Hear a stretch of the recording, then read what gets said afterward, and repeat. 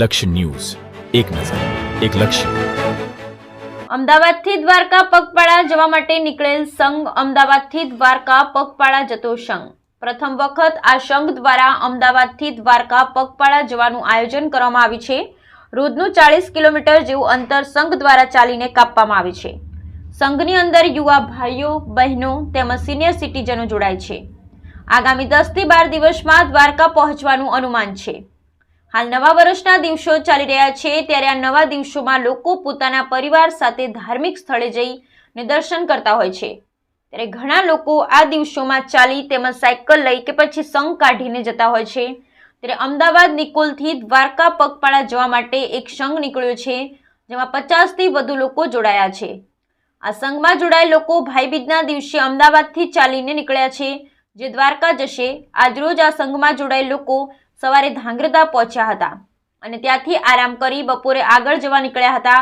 આ સંઘ દ્વારા રોજનું 40 કિલોમીટર જેટલું ચલાય છે અને ત્યાં આરામ કરી ને પછી આગળ જવા નીકળે છે. સંઘની અંદર ચાલીને જતા લોકો ઉત્સાહ સાથે જોડાય છે.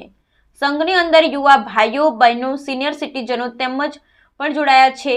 10-12 દિવસમાં તે દ્વારકા પગપાળા પહોંચશે તેવી આશા વ્યક્ત કરી હતી. આ સંઘ પ્રથમ વખત અમદાવાદથી દ્વારકા પગપાળા જઈ રહ્યો છે. Bureau report Brijesh Trivedi, Surendranagar. દ્વારકાધીશ અમે નિકોલ અમદાવાદથી આવીએ છીએ અને આ વર્ષે જ ચાલુ કર્યું છે પગપાળા યાત્રા. તો અમે 10-12 દિવસની અંદર પૂરું કરી લેશું, ત્યાં પહોંચી જઈશું અને દરેકનો સાથ સહકાર વચ્ચે અમને રસ્તામાં સારો જ મળે છે. 10 વર્ષથી લઈને 70 વર્ષ સુધીના કાકા પણ અમારી સાથે ચાલે છે. સીધું સામગ્રી દરેક વસ્તુ સાથે લઈને ચાલીએ છીએ, એટલે ક્યાંય પ્રોબ્લેમ તો રહેતો નથી.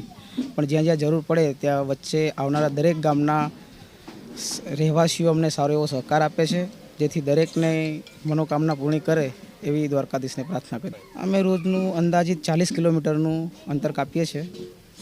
એમાંથી 25 કિલોમીટર જેવું સવારનું રહે છે અને 10-11 કિલોમીટર જેવું સાંજનું રહે છે. બસ બધાની નવા વર્ષો છે, તો નવા વર્ષમાં દાદાના દર્શન કરવાની ઈચ્છા હતી, તો બધા એમ કે નવા વર્ષમાં દાદાને મળતા આવીએ અને એમના દર્શન કરતા આવીએ. જય દ્વારકાધીશ. મારું નામ સોનલ છે. અમને અમદાવાદ નિકોલથી સંઘ લઈને નીકળ્યા છીએ. દ્વારકા જવા માટે 50 થી 60 જણા છે. નાની ઉંમરથી માંડીને મોટી ઉંમર સુધીના છે. સંગાતે અમે રસોડું લઈને સાથે નીકળ્યા છીએ દ્વારકા. આજે અમે ધાંગધ્રા અત્યારે વિસામો કરવા બેઠા છીએ. રસોડું સાથે છે અમારે. રોજનું 40 કિલોમીટર કપાય છે. પગપાળા અમારી મનોકામના પૂર્ણ થાય, અમે શાંતિપૂર્વક પહોંચી જઈએ. અમે હરખથી સંઘ કાઢ્યો છે અલી મલીની સમાજ. 11 દિવસે. આજે ચોથો દિવસ છે અમારો.